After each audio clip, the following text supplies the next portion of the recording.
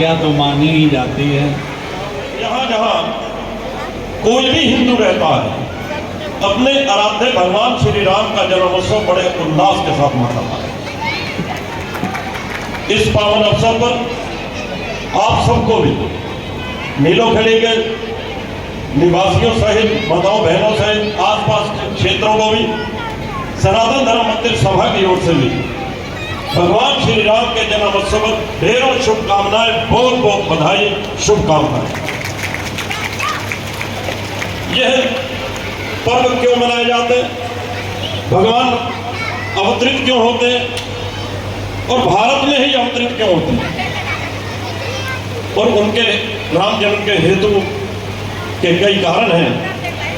प्रथम दिन से लेकर आज तक पूज्यपाद परम श्रद्धेय डॉक्टर शिव चैतन्य जी महाराज, जिनके श्रीमुख से हम श्री राम कथा को श्रवण कर रहे हैं, और आप ही के सन्निकट उपस्थित हमारे बड़े ही परम श्रद्धेय महामंडलेश्वर स्वामी अद्वैत जी महाराज, जिनकी सानिध्यता में ये दिव्य श्री राम कथा का आज विश्रांति की ओर अग्रसर है।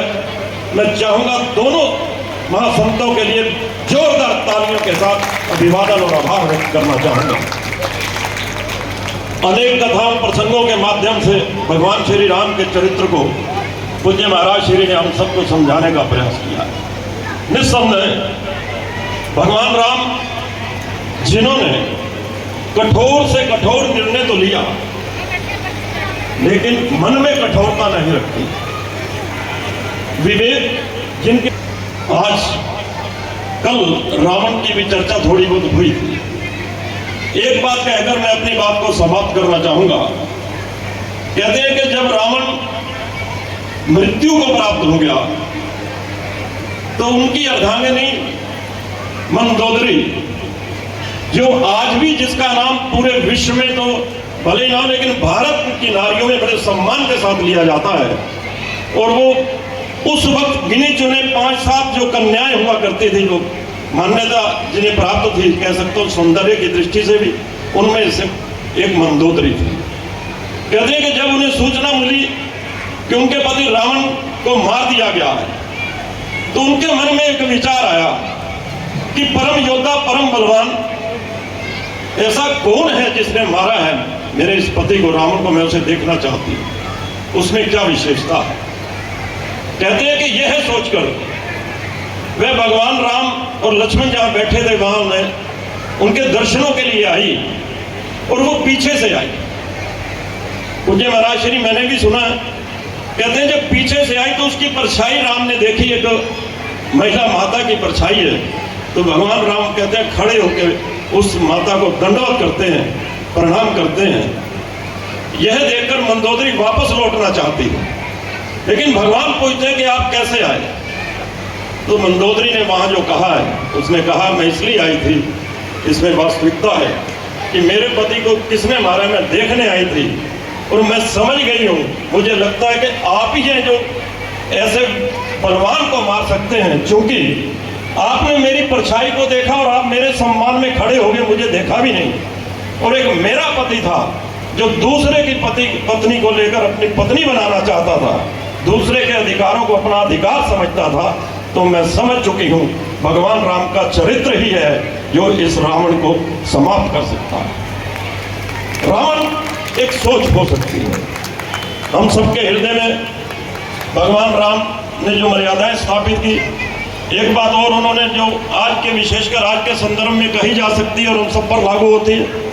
आज हम कोई छोटा सा भी सामाजिक कार्य या धार्मिक कार्य कर लें तो समझते हैं मैंने किया, लेकिन भगवान ने जब लंका पर विजय प्राप्त कर ली, उसके बावजूद उन्होंने जो श्रेय दिया वानरों को दिया, भालुओं को दिया, और जो वानर वृक्षों पर रहते हैं उन्हें मान दिया।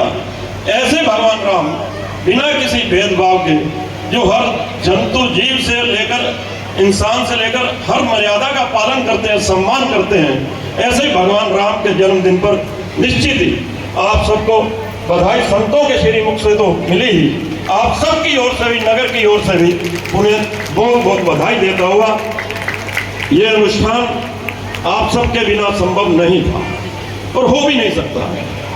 कितने भी कार्यक्रम इस सनातन धर्म मंदिर सभा में पूज्य महाराज श्री होते और जन्माष्टमी का एक ऐसा महोत्सव होता है जिसमें मुझे लगता है कोई भी घर का व्यक्ति ऐसा नहीं जो घर में रहता हो, वो उस दिन मंदिर में आकर जरूर भगवान को नतमस्तक होता है।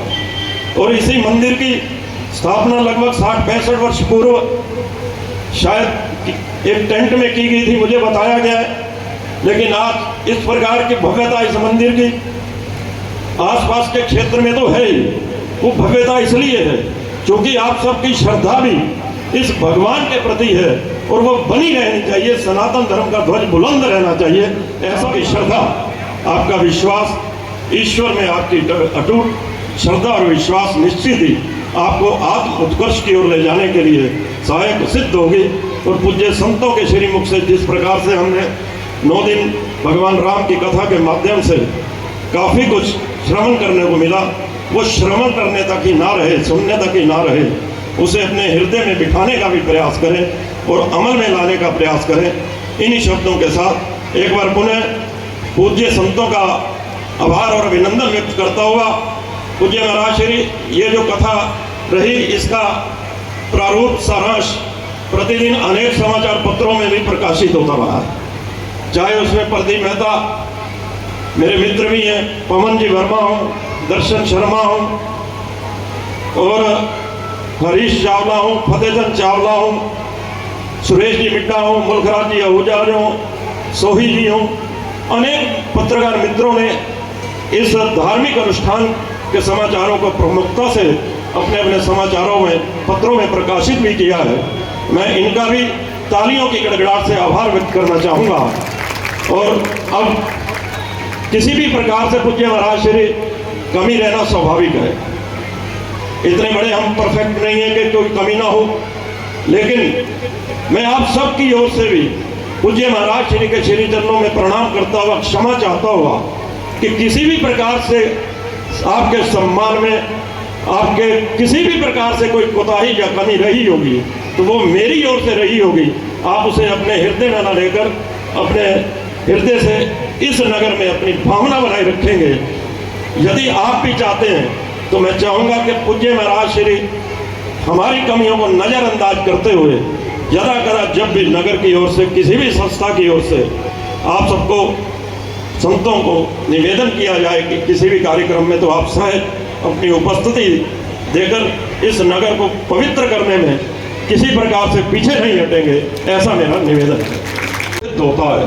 इन्हीं शब्दों के साथ एक बार पुनः पूज्य संतों का आभार, अभिनंदन और धन्यवाद। तो शब्द एक छोटा शब्द है, संगीतज्ञों का भी बहुत बहुत स्वागत करता हुआ हमारे ब्रज इस मंदिर के पुजारी जगदीश जी शर्मा, जिनका काफ़ी योगदान धार्मिक कार्यक्रमों को सफल बनाने में रहता है और विशेषकर होली उत्सव जब होता है तो उसमें आपकी अहम भूमिका रहती है।